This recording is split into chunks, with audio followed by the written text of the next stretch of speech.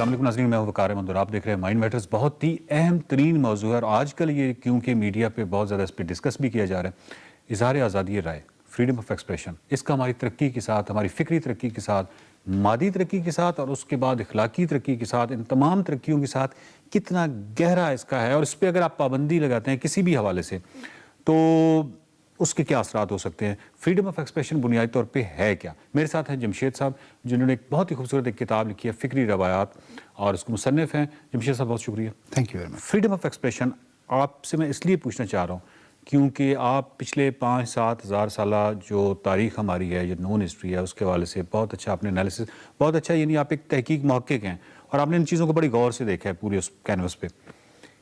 کب freedom of expression کا یہ آئیڈیا آیا اور اس کے بعد جب ہم نے اپنا لیا، جن تہذیبوں نے اپنا لیا، اس کے پھر اثرات کیا ہوئے، اور جنہوں نے تہذیبوں نے پابندی لگا دی ان کے کیا اثرات؟ Well thank you very much, بہت بنیادی سوال آپ پوچھ رہے ہیں۔ ویسے تو جہاں سے ہیومنزم کا آغاز ہوتا ہے، چاہے وہ اینٹیکویٹی میں ہیومنزم ہو یا پوسٹ رینیسانس ہیومنزم ہو یا رینیسانس کے دور میں ہو، جسے ہم کہتے ہیں نشاط ثانیہ کی جو مغرب میں ایج تھی، تو وہاں سے یہ باقاعدہ تحریکیں تو ان 3-4 جگہوں سے اٹھتی ہوئی ہمیں نظر آتی ہیں۔ اور ادروائز جہاں تک آزادی فکر کو ہم سبجیکٹیو لیول پہ دیکھیں تو سوچنے میں تو ہم آزاد ہیں۔ ہماری سوچیں جو ہے، ہم اپنے تئیں جب اکیلے ہوتے ہیں یا کہیں بھی بیٹھے ہوتے ہیں تو ہم سوچیں کو گھوڑے کہیں بھی دوڑا سکتے ہیں، ان کا رخ کوئی بھی ہو سکتا ہے۔ بات اس وقت ہوتی ہے جب اس کا اظہار کرنا پڑتا ہے، جب ہمیں اس کا اظہار کرنا پڑتا ہے اپنی فکر کی، تو تب ہمیں تھوڑی سی یہ محسوس ہوتا ہے کہ سوسائٹی کی طرف سے ہمیں کچھ قدغن ہم پہ ہے کہ ہم کچھ کہہ سکتے ہیں اور کچھ نہیں کہہ سکتے۔ تو اصل میں آزادی فکر بہت حد تک جو جڑی ہوئی ہے آزادی اظہار سے ہے۔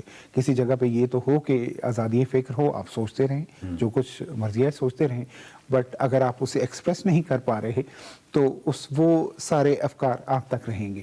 اور میں تو یہ سمجھتا ہوں کہ آزادی یہ فکر و اظہار، جن کا آپس میں دونوں آزادیوں کا چولی دامن کا ساتھ ہے، اگر یہ آزادی کہیں کہیں نہ ملی ہوتی، ہمیں کچھ ایپیسوڈز میں، ہسٹوریکل ایپیسوڈز میں ہمیں نہ ملی ہوتی، کیونکہ ریاستیں اور جہاں سے بھی ایک پولیٹیکل سسٹم وجود میں آیا ہے، تو جس چیز کو سب سے زیادہ کنٹرول کرنے کی کوشش کی گئی ہے وہ فکر کو کنٹرول کرنے کی کوشش کی گئی ہے، مائنڈ کو انسلیو کرنے کی کوشش کی گئی ہے، اور اظہار کو پہ پابندیاں لگانے کی کوشش کی گئی ہے۔ اور مطلب فار ایگزامپل جو برٹرینڈ رسل نے ہسٹری آف ویسٹرن فلاسفی لکھی تھی، تو اس کے پیچھے یہ تھا کہ اعلیٰ افکار ان جگہوں پہ پروان چڑھے ہیں جہاں حکومتوں کی گرفت کمزور تھی، جہاں حکومتوں کی گرفت کمزور تھی وہاں اعلیٰ افکار پروان چڑھے ہیں، اور جہاں وہ گرفت سخت تھی وہاں ان معاشروں میں آپ کو وہ نظر نہیں آتے، اس قسم کے اعلیٰ افکار نظر نہیں آتے، کیونکہ حکومتوں نے عام طور پہ کوشش یہ کی ہے کہ ایک قسم کی اتفاق رائے دکھایا جائے اور کنفارمٹی دکھائی جائے ان ادر ورلڈ۔ تو ہم کہہ سکتے ہیں جمشید صاحب کہ جو 20ویں صدی ہے، اس میں جو اقوام متحدہ کا ادارہ اور اس کے سوا مطلب جو وومن امپاورمنٹ اور ریسزم اور جو بڑے بڑے خوبصورت چیزیں ہمیں نظر آئیں، تو وہ کہیں اسی کا آؤٹ کم تھے کہ 2 بہت بڑی جنگیں لڑیں گی، جس کی وجہ سے شاید وہ جس کو آپ حکومت کہہ رہے ہیں اس کے اندر کچھ کمزوری یا اس معاملات میں تھی کہ جس کی وجہ سے وہ فکر جو ہے وہ پروان چڑھی ہے، ان کو تھوڑی سی سپیس مل گئی کہ انہوں نے کم از کم اپنے آئیڈیاز۔ ایگزیکٹلی کلاسیکل معاشروں میں تو یہی کچھ ہمیں نظر آتا ہے کہ جہاں تھوڑے سے لوپ ہولز تھے، ان لوپ ہولز کو ایکسپلائٹ کیا تھنکرز نے، لوپ ہولز کو ایکسپلائٹ کیا، اور وہ چونکہ اظہار کے ماہرین تھے وہ اس انداز میں بھی بات کرتے رہے کہ حکومتوں کی گرفت میں نہ آ سکیں۔ اور خاص طور پہ رسل ایک بڑی خوبصورت لائن کہیں لکھتے ہیں کہ اس قسم کے جو آزادی اظہار کے ایڈوکیٹس ہوتے تھے تو وہ بڑے لمبے لفظ لکھتے تھے، کیونکہ لمبے لفظ پولیس کو سمجھ نہیں آتے۔ تو اس طرح وہ ہوا، اور آزادی فکر نہ ہوتی، آزادی اظہار نہ ہوتی، اور یہ چھوٹے چھوٹے لوپ ہولز انسانوں کو، بڑے ذہنوں کو نہ ملتے، تو شاید آج ہم ابھی تک غاروں میں بیٹھے ہوتے۔ ہمیں کوئی یہاں تک لے کے آیا ہے اس اسٹوڈیو میں اور اس قسم کی اس میں آپ کے سامنے جس نے بٹھا دیا ہے، یہ کہیں نہ کہیں، اور بلکہ ہر جگہ پہ اس کے پیچھے کوئی ایسا ذہن ہے کہ جو روایات سے ہٹ کے سوچ رہا تھا، جو بالکل ہٹ کے سوچ رہا تھا. آج سے 40 سال یا 50 60 70 سال پیچھے چلے جائیں، ہمیں بہت واضح نظر آتا ہے کہ ریسزم جو ہے وہ اس کی جڑیں کافی گہری نظر آتی ہیں. ایون نیسا کے اندر کلرڈ واش رومز ہوا کرتے تھے لائک 1950s میں. تو آپ یہ دیکھتے ہیں کہ پوری جب آپ نے فکری روایات لکھی تو اس فکری روایات لکھتے ہوئے آپ کو کچھ احساس ہوا کہ یہ پچھلے 60-70 سال ہیں یہ بڑے ڈیسائسو، بڑے فیصلہ کن، بہت ساری چیزیں جو ہیں وہ بہت تیزی سے اچھی چیزیں جو ہیں وہ امپلیمنٹ ہوئی ہیں. کچھ ایسا آپ کو ایک پیٹرن سا نظر آیا؟ ایگزیکٹلی وہ آپ نے دیکھا ہوگا کہ اس میں محکوموں کا فلسفہ پہ ایک علیحدہ حصہ باندھا گیا ہے کہ جن لوگوں کو محکوم بنایا گیا، کالونائز کیا گیا، جن کی ہسٹری انویڈرز نے لکھی. جب فاتح مفتوح کی ہسٹری لکھتا ہے تو وہ کتنی بددیانتی سے کام لیتا ہوگا. لیکن اس کے علاوہ آپ نے یہ دیکھا کہ آپ اس پورے اس حصے کو پڑھیں کہ کس طرح افریقہ ہو، لیٹن امریکہ ہو، میزو امریکہ ہو، امریکن انڈینز ہوں، انہوں نے جب اظہار کیا اپنا تو اپنی فکر کے بل بوتے پہ اور اپنے ادب کے بل بوتے پہ انہوں نے نہ صرف اپنی زمینیں بہت سے لوگوں نے آزاد کروائی ہیں حملہ آوروں سے، بلکہ اپنے اذہان کو بھی ڈی کالونائز کر رہے ہیں، مائنڈز کو بھی کالونائزیشن کے امپیکٹ سے آزاد کیا. اور ابھی حال ہی میں یعنی میں نے یہ کام کیا تو اختر علی سید صاحب فینون اور اس قسم کے جو سائیکالوجسٹ ہیں جنہوں نے کالونائزڈ معاشرے کے لوگوں کی سائیکالوجی پہ کام کیا ہے، اس پہ بہت خوبصورت کام لے کے منظر عام پہ آنے والے ہیں. اور میں نے تو اس میں صرف اشارہ کیا ہے کیونکہ میرا میدان فلسفہ تھا، نفسیات آپ کا میدان ہے یا ان کا میدان ہے. تو ایک کالونائزڈ معاشرے پہ کیا اثرات ہوتے ہیں کالونائزیشن کے، اور وہ ٹرولی آزاد کیسے ہو سکتا ہے. تو ہمارے ہاں جو وائلنس ہے اس کے پیچھے بھی بہت حد تک آپ نے بچوں کے اس پہ جو کام کیا تھا، زینب کیس کے بعد بچوں پہ کام کیا تھا.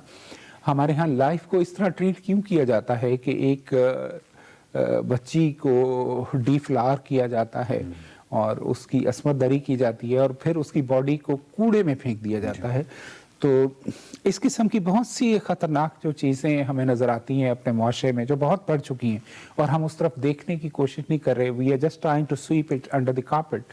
اس کے پیچھے کہیں یہ ایک کلیکٹیو انسلٹ ہے کہ جو ایک کالونائزڈ معاشرے کے طور پہ ہمارے اندر رہ گئی، کیونکہ اس قسم کی ٹینڈنسیز لائف کو عزت نہ دینا، اس کی توقیر، اسے جتنی ڈیو رسپیکٹ ہے نہ دینا، وہ ان معاشروں میں سامنے آئی ہیں. باہر تو بہت زیادہ اس پہ کام ہوا ہے کہ جو کالونائز ہوئے تھے اور جن کی ہسٹری کالونائزر نے لکھی تھی، جب اب اپنی عزت نہیں کرتے جیسے آپ کچھ دیر پہلے فرما رہے تھے، تو آپ پھر کسی کو عزت دے بھی نہیں سکتے.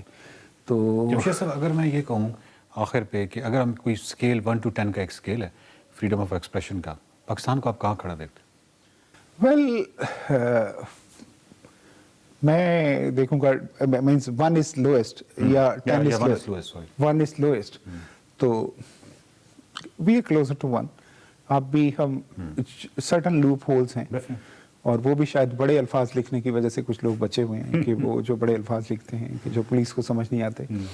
ادروائز وہی لوپ ہولز جہاں پہ بھی ایک طبقہ یوز کر رہا ہے وہ جگانے کی کوشش کر رہا ہے. جیسے رائٹر، آپ جیسے رائٹر ہوں یا ہم لکھنے والے یا ہمارے باقی دوست ہوں، وہ ایک گیڈ فلائی کا کام کرتا ہے، ایک بڑ مکھی کا کام کرتا ہے جو سونے نہیں دیتی.